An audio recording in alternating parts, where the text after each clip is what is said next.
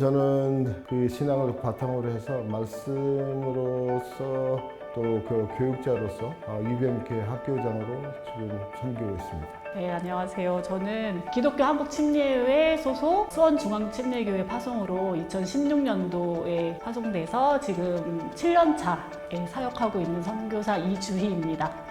예, 저는 2000년도에 처음 몽골에 왔고 UBMK는 2017년부터 근무하고 있는 나현경이라고 합니다. 네, 저는 울란바타르 선교사 자녀학교에 교목으로 섬기고 있는 김영선 선교사입니다.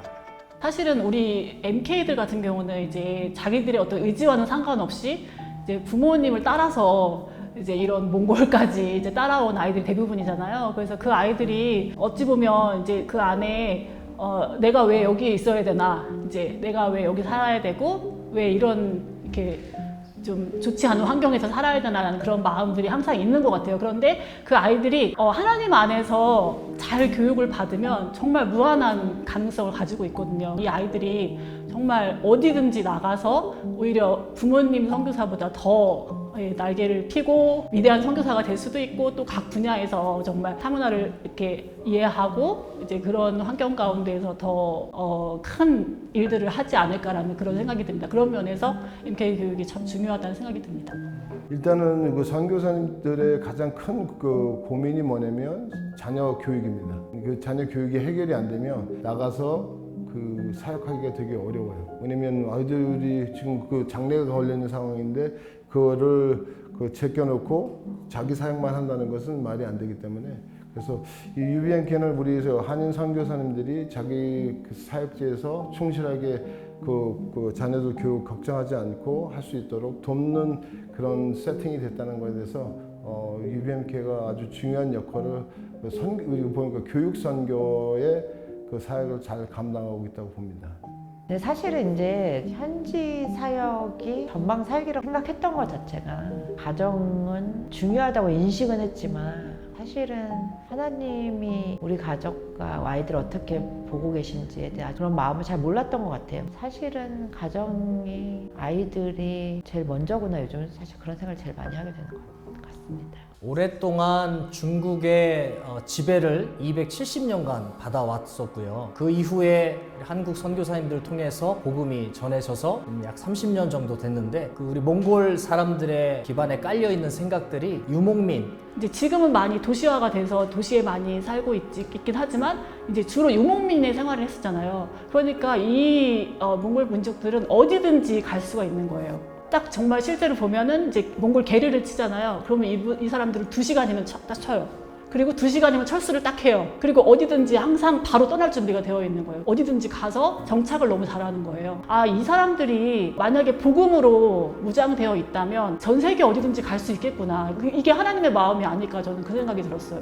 몽골이 굉장히 하나님의 구원의 역사 속에 중요한 민족이고, 하나님께서 몽골 민족을 사용하셔서 중앙아시아나 또 러시아, 또 우리 중국의 내몽골도 복음화하리라 라는 생각이 들고요. 최근에는 제가 몽골 우리 성도님들 이렇게 만났을 때 그 성도님들 중에 북한 선교에 대한 마음을 갖고 있는 분들이 계세요. 이 몽골 분들은 북한에도 무비자로 갈 수 있대요. 와, 그렇구나. 이 사람들이 정말 복음으로 무장되어 있으면 못 갈 나라가 없겠구나. 몽골에 아는 목사님들, 현지 목사님들 중에 북한 선교에 대한 그 마음을 갖고 계신 분들이 계신데, 그분들은 이미 평양에 한 서너 번씩 갔다 오시기도 하고 그곳을 위해서 계속적으로 기도하고 또 그들을 또 품으려고 하는 목회자분들이 많이 계셔서 몽골을 통해서 북한이 또 선교될 수도 있겠구나라는 또 기대감을 갖게 됩니다. 그러니까 칭기스칸이 세계를 제패했다면 몽골 분들이 복음을 가지고 세계를 제패하는 날이 오지 않을까. 남편이 20살 때까지 공산주의에서 살았고,